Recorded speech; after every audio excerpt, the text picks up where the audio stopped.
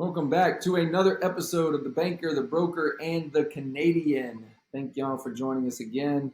We've got a great episode prepared for you today. The two themes that we will run with today is getting unstuck in a time when you might feel like you're in a bit of a rut. And then the other thing is how you have gotten better or how you've had success in just improvement in general.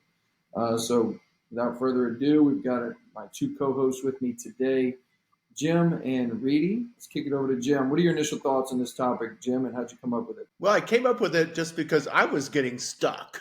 And I don't know about our listening audience, but I think that a lot of us go through maybe some phases in our lives where we just feel like that we're in a rut or stuck. And, you know, and maybe we're thinking in the mornings when we get up, how do we get out of this? Or what are our alternatives? And so that's where I came up with the topic. And it just seemed like a wide open range to me to like keep flying with it and get y'all's opinions on this and how we actually, get unstuck and uh, what are some suggestions for our audience on how they can unstick some parts of their lives, and then what we have maybe take one thing that we have done that we felt that we were stuck at, and how we got out of that rut, and then how we implemented some better processes in working through that. So Sure. I'll start off with Reedy. Reedy, you're up to the plate. So why don't you share a little bit, and we'll throw the ball over to you, and we can unpack it a little bit more. Yeah.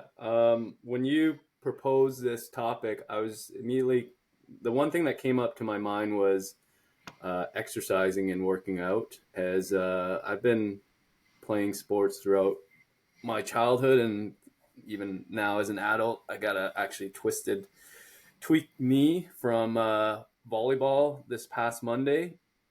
But in exercising and working out, the one concept that I don't know if you guys are familiar with is at a certain point you reach a plateau.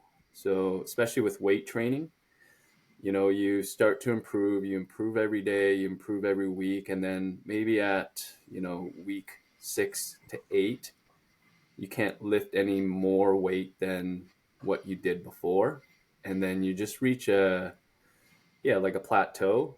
And one of the things that you do to get over that plateau is switch up your routine. And that's maybe, so to give you an example, you normally lift maybe 6 to 8 reps to gain strength. And then each week you try to increase that to a higher weight, 6 to 8, and then the week after 6 to 8. And then at some point you can't go anymore. And, you can't, you can't start at 50 pound and all of a sudden go to 1,000 pounds, right? At some point you're just stuck at how much you can increase. And then what normally you should do, and what the expert has said, is to switch up that routine. So instead of lifting 6 to 8 reps each time, maybe you do 20 reps of very low weights for a week or two. And that really just sends shocks to your muscle and allows your muscle to experience something like differently, where then it stimulates different parts of it, and that gets you unstuck on the plateau, and then you go back to your 6 to 8. So I really like that concept, and trying to apply it into my life, and trying to, when you get into a rut, is to switch it up and try to do something differently. And I find that we have our routines, which is good, and I love my routines, but sometimes those routines can get a little bit mundane and boring, and just tweaking a little bit of it really helps. So one thing that I've done is, I do a 5 at 5, as I've mentioned before. Maybe switch up on, instead of, making my coffee, reading first, and then stretching, maybe get my coffee, go for a walk with my dog, and then come back in, stretch, and then read, or do something that's a little bit different from your routine, but in a sense, I'm still doing the routine. Yeah. So, what about you guys? What's your thought on That's that? good, really. And that concept that you shared about weight training is something that I have applied for many, many years. Or I actually did it, 30 or so years, 25 years ago, as a high school athlete first and as a college athlete. We had a really good strength and training program, fitness program outside of the playing out on the actual field. And we would cycle through different sets and rep combinations. So we would do 666, then we would do 888, then we would do 10 10 10, and then we would do 10 6 3. So we would start with 10 reps of whatever you could do at that amount, and then you would do 6 reps, and then you'd finish with whatever weight you could only do 3 times, right? And then we would go back through that, and then we would also get to a 4 3 2, where the weight that was on the bar you could only do it 4 times, and then the next weight you can only do it 3 times, and the last weight you can only do it 2 times, and then you would cycle back the following week to a 10 10 10.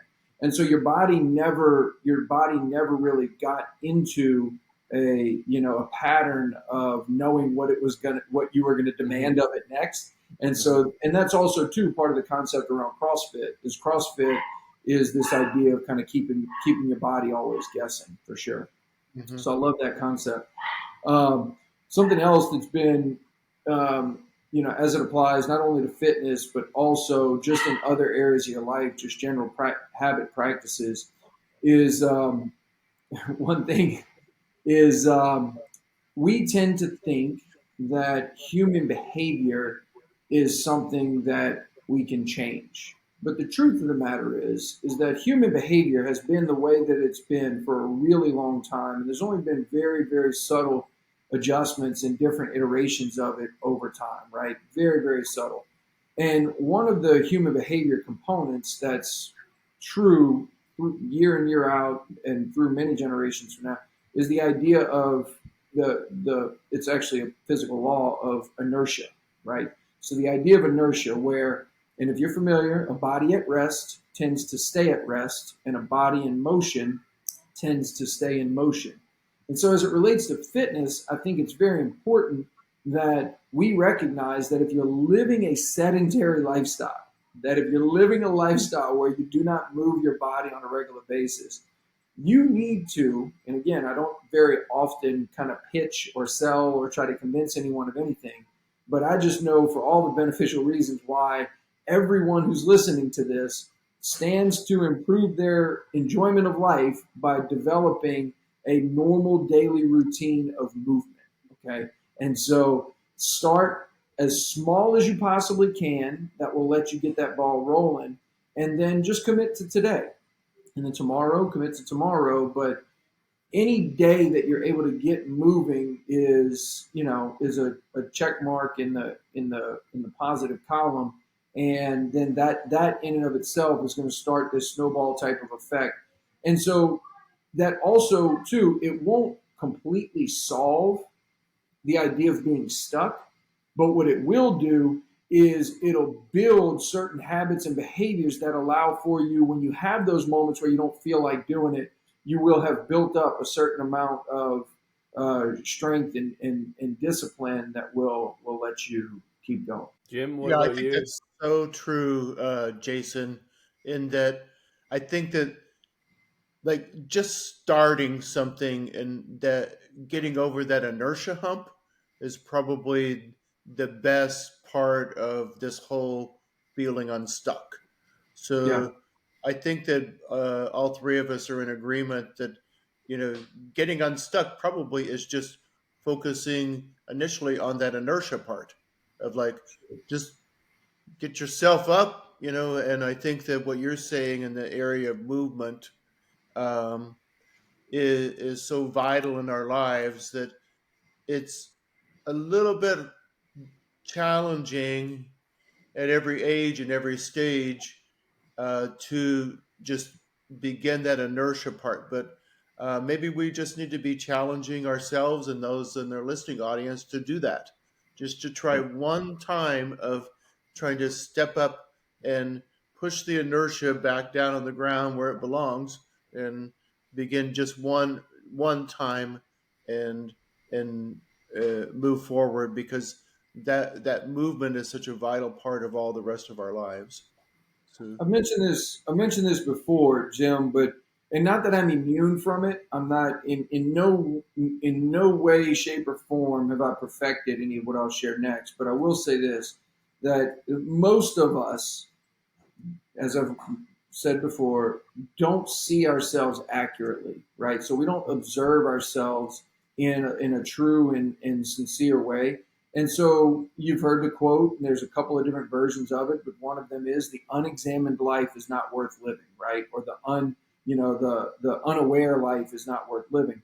And to me, as I think about that, is if you're not paying attention to your thoughts and paying attention to your speech and paying attention to your actions on a regular basis, then you're not even really aware of the things that you're exhibiting, the image that you're portraying, the embodiment of how you're going about this thing.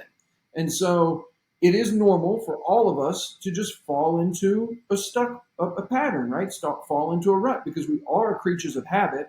And so if we don't regularly assess ourselves through as objective of a lens as we can, knowing that we need to make some type of adjustment if we'd like to experience something different, then shame on us, right? That's the way, is to observe it objectively, and don't place blame or fault or point fingers or have harbor shame, but just truly say, is this the way that I would like to continue? Just ask that sincere question. Is this the way that I would like to continue? And if the answer comes back to you as absolutely, I'm deeply involved in this, I'm passionate about this project, I enjoy doing it, then great, continue. But if on the alternative is if the answer is no, I'm actually kind of frustrated by it. I'm only doing it out of obligation because I feel like I owe this person or I owe that person or I owe whoever something, and that's the reason I'm doing this, then stop or change something, do something different. yeah, Yeah, the thing about inertia is it can be good and bad at the same time. The good part is once you overcome inertia, you get a good momentum, like a flywheel. You just keep going and going, and that excels your progress. But as you mentioned, Jason, it's always good to reflect on that progress and that inertia, because sometimes you're maybe heading in the direction that you don't want, or you Sure. thought it was initially what you wanted, and then like you said, oh, am I doing this as a commitment, am I doing it because of all the build up momentum I have, but it's really not going anywhere. And that's where inertia can be a bad. I've learned that actually from an example I had with a business venture where I try to build this platform, this tech platform for the restaurant industry for analytics and all that stuff, and spent all this investment in a startup. And we got the developer, we're creating the proof of concept, and it's just bleeding money, bleeding money. And then at some point I'm looking at it, I'm reflecting, hey, how much more investment do I need? Is this going somewhere? And I just cut it off, because just looking at the long-term roadmap, it required a lot more investment, and it's better to cut it off now.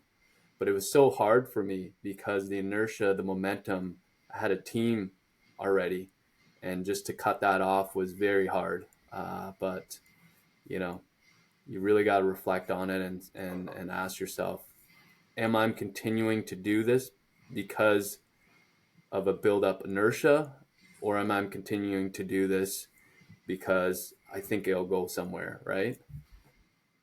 That's a great point. And Steve Jobs had even mentioned it. You're probably familiar with it.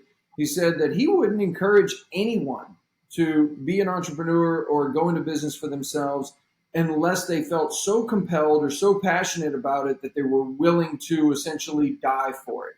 And the reason is because no one fully understands the amount of pain that you're going to go through throughout the process and how difficult it's actually going to be.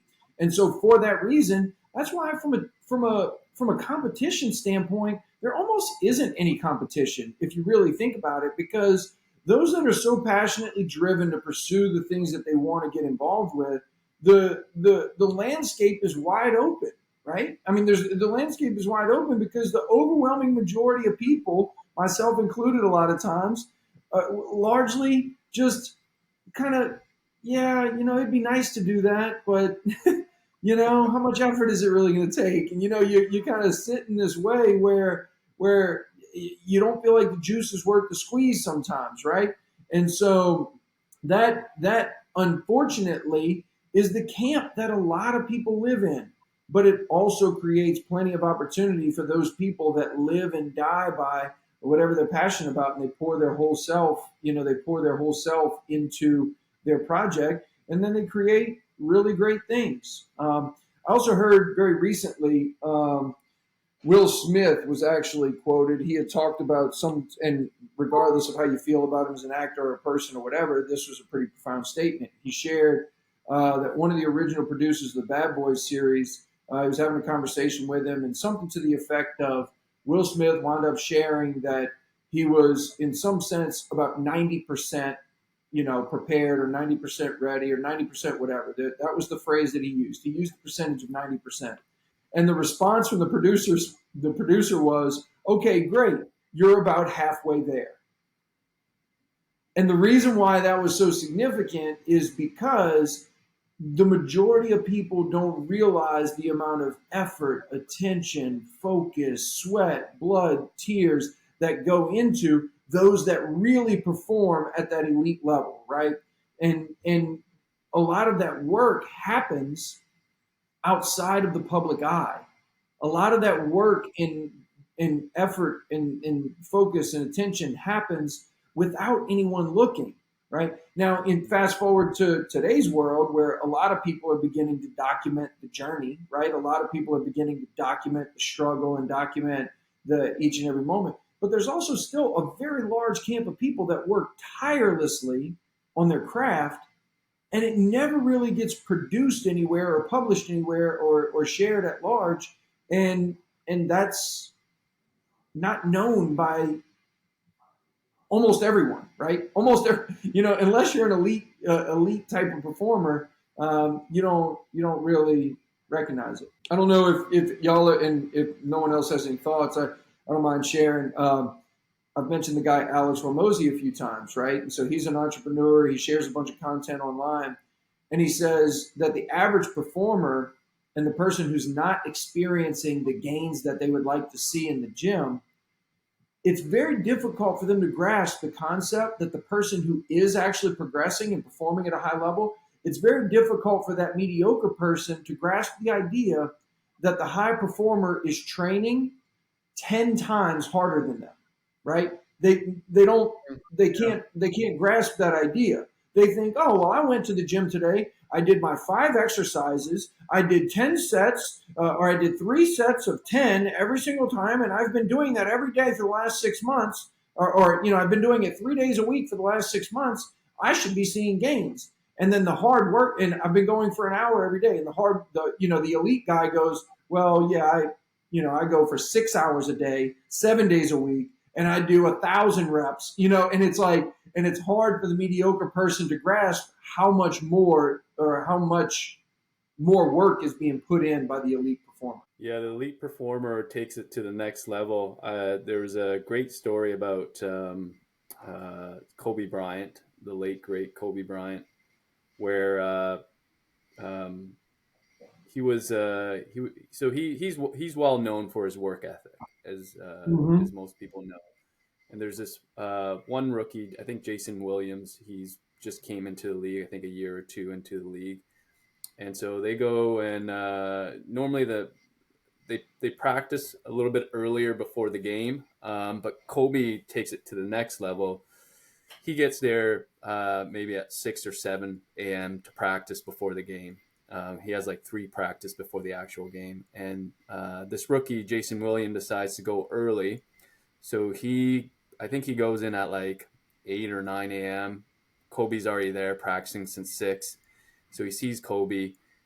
Kobe's practicing while Jason William, the rookie's practicing, and the rookie only practiced for about 2 hours, leaves, and then he's like, okay, well, I'll come back later and practice some more, and he still see Kobe at like noon.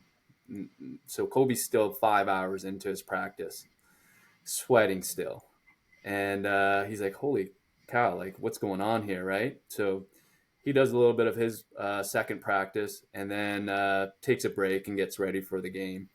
And so after the game, Jason Williams goes up to Kobe and is like, how much do you practice, man? Like I was there early to get some shots in, and then I came back at noon, and I still see you there. And Kobe looks at him. He's like, I just want you to know you'll never outwork me. Mm-hmm. And that is a mentality that elite performer and elite athlete have. Is just they are relentless in their continuous improvement, and they have that edge. And later down, Kobe tells this. He knows the story, and what he says is like, the you know the reason why I was still in the gym is I wanted him to know that even though I'm older, even though I'm, a little bit slower, that I can still outwork any rookie that comes into the league. Right. And Mm-hmm. that's an awesome story. And I really love it as, in terms of work habit and in terms of hunger, is no matter how old you are, no matter how long you've been in the game, is having that mentality, having that work ethic is very important. It is. And I know Kobe is a bit of an anomaly. All the people that we've mentioned are truly elite performers, right? They're people that are at the absolute top of their craft.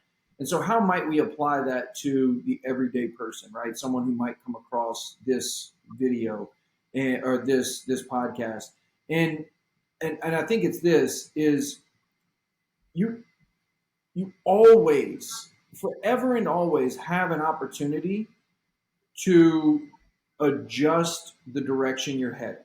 Okay. And so it doesn't have to be getting hit over the head with a mallet and you having to do a 180 and go in the opposite direction. But it can be subtle tweaks, it can be subtle changes over time to where, and I know we had originally talked about the idea of getting into a rut or getting into a stuckness, but there is such a thing as getting stuck on success. There is such a thing as getting stuck on a work ethic that is unbending and unwavering. And that begins with, again, accepting and recognizing that you're not quite heading in the direction you'd like to go. There's some bit, and most people can relate to this, there's some bit of dissatisfaction with your current life experience in one area or another, whether it's finances, whether it's fitness, whether it's your relationships, whether it's your parenting, whether it's your work or career, whatever it is, there's some bit of dissatisfaction or discontent there. And every day is a new day and opportunity for us to adjust how we look at it. And even the most subtle changes can, compounded over time, transform into a Goggins. That was a 300 and something pound fat guy that next thing you know, he's a world-class elite runner because he developed a different habit and behavior. So those are thoughts that I have there. That the time is not lost, and it's not inconceivable for your everyday person to make that adjustment. I think we're having a little bit of internet connection with Jason. Are you still there? Yeah, I can hear you, Reedy. I think Yeah. Jason froze up for a second there. So I yeah, I lost mean, connection. as Here we go. We got Jason back. I 100% agree. We look at these elite athletes like Kobe Bryant, or even I don't know if you know of David Goggins, and we think of them. Oh, these guys are not human. They're different than what I am, right? But if you've ever do you know who David Goggins is, by the way? Yes, I Do you do. guys know? Yeah. He's That's who I just. so Oh, for anyone who's listening did who mine not come through? I thought that's who I just mentioned. Yeah, he wrote the book "Can't Hurt Me," and yeah, I just can't mentioned him just now. exactly. Yeah. Oh, okay. Yeah, you Yeah. got lost in connection Oh, there, okay. but it's funny how we're both mentioning him. But yeah, like yes, exactly, Jason. He wrote the book "Can't Hurt Me," but before that, he was unknown. He was actually in the book. What was it? Living with a Seal Um, by Jesse Living with a Eitzler. Seal. Yeah, that is also a really great book. But I so prior to reading "Can't Hurt Me," I read the book "Living with a Seal" by uh, he's an entrepreneur, Jesse Itzler. Actually, Mhm. behind me is the badass calendar who Jesse Itzler. um uh, uh, he started up this calendar, the big ass calendar. But going back to Living with a Seal, I always thought this guy, which he never mentioned Goggins in the book, the real name. I always thought this guy's a badass and like a Navy SEAL. He's just like his brain is messed up. The amount he trains and just how hardcore he is. But then when I read the book "You Can't Hurt Me" by David Goggins, you start to realize he was an average, actually below average person, right? He was a bit overweight, in a rut, in a dead end job in pest control, I think, and just really not going anywhere in life. And he just one day decided, if this is the trajectory I'm going at, this is not what I want. And he decided, I want to get into the Navy SEAL. And then that just spurred the change in inertia in his direction of his life to a wholly different direction. And in the book Living with a Seal, what he said is like, everyone thinks I'm built differently, but I'm not. I just Right. made the decision to make a change, and every day I was overweight. Every day I just continue to run. And he was, he was not even a runner, and now he's an elite ultra marathoner, right? So I love that. Great book. Yep. Yeah. Significant transformation. Well, guys, to be mindful of time, and I know we want to keep these episodes tight. Jim, any closing thoughts? I think Jason and Reedy have hit it out of the park this time. And if we could close with one thing that I actually wrote down when you guys were talking is this, that I think that, I can wrap it up is the quote, "Is this the way I'd like to continue to live?" And just pause after that, be mindful of those words, and then try to truthfully answer that question this week and find out exactly, is this the life you're really wanting to live? If not, then I challenge each of us to go out and do something about it. Overcome the inertia, work on something, maybe start with movement, like what Jason and Reedy have suggested, and just be mindful of, if this is this really the uh, way I'd like to continue to live. That's a great way to wrap, Jim. I will offer one last thing before we do close out, and it's the idea of oftentimes you'll hear the phrase of thoughts become actions, right? In that direction, right? So the way that you think translates into the way that you speak and translates into the way that you act. But I would submit that it sometimes can be simpler and more effective strategy to go in the opposite direction, meaning that you're not always going to feel like it and you're not always going to harbor good positive thoughts if you're beginning this process from a place of continuously having negative thoughts, right? It's just not the way that it works. But you can begin with a very small action, right? You know for sure I went for a run, or I lifted the weight, or I did the squat. And so the the action sometimes fuels the conviction, and then the conviction then fuels the action, and it's this ping pong effect that they feed one another back and forth. But I would submit to you to consider starting with the action to the extent that you can overcome any bit of small you know inertia or hurdles that are in the way. Begin with the action. One Really, last any thought last from thoughts?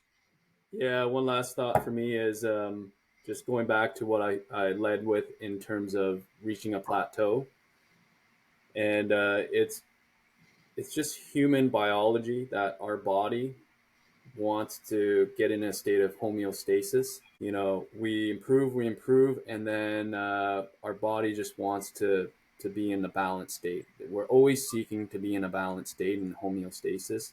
And when you do reach that homeostasis, shock biology, right? Shock your body, do something different, switch up your routine for a week or two, and that would just disrupt the homeostasis, and then that will get you out of the rut.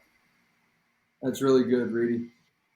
Thank you all for being here. Thank you, Jim. Thank you, Reedy. Until we meet again, follow the page, like and comments. We'd love to hear from any of you. Talk to you soon. Peace. Okay. Happy Father's Day weekend.